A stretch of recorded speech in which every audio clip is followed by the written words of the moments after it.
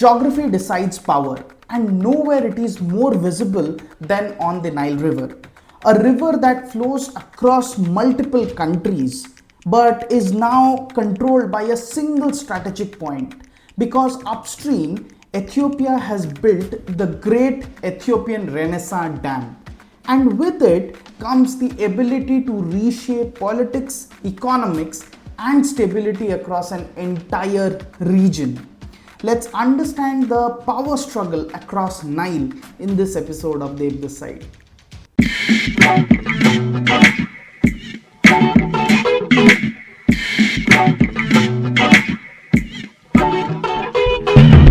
To understand this conflict, you need to think like a strategist, not in terms of borders but in terms of geography.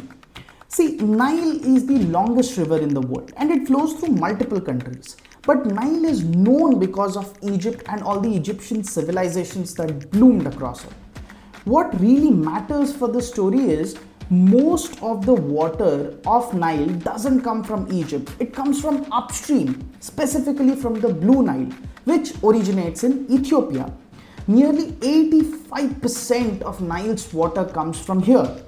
So in pure geographic terms, Ethiopia holds the source, whereas Egypt depends on the flow. And this creates a natural imbalance of power. But geopolitics isn't just about geography, it's also about history. You see, for decades, Egypt controlled the Nile, not because of geography, but because of treaties.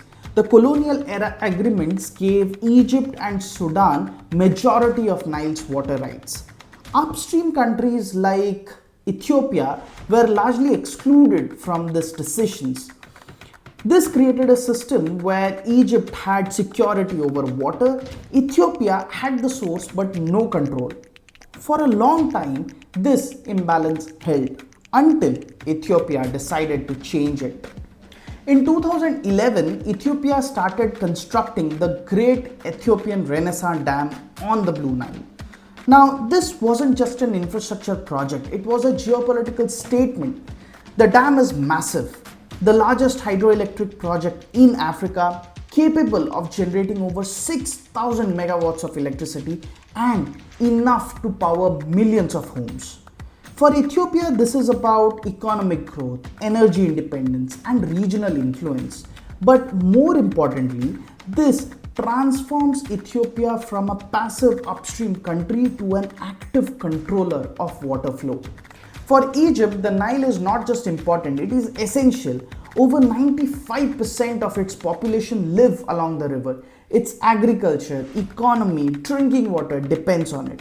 And unlike Ethiopia, Egypt has no other alternative water sources. So when Ethiopia decides to build a dam upstream, it introduces a new variable, control. And the biggest concern is not the dam itself, but how it is used, especially during filling of the reservoir. If the water flow is reduced significantly, even temporarily, it could have serious concerns for Egypt. That is why Egypt has repeatedly described this as an existential issue. Then there is Sudan, positioned between Ethiopia and Egypt. Its role is complex. On one side, the dam can regulate flood and provide access to cheaper electricity. On the other side, it depends on consistent water flows and it faces risk if the system is mismanaged.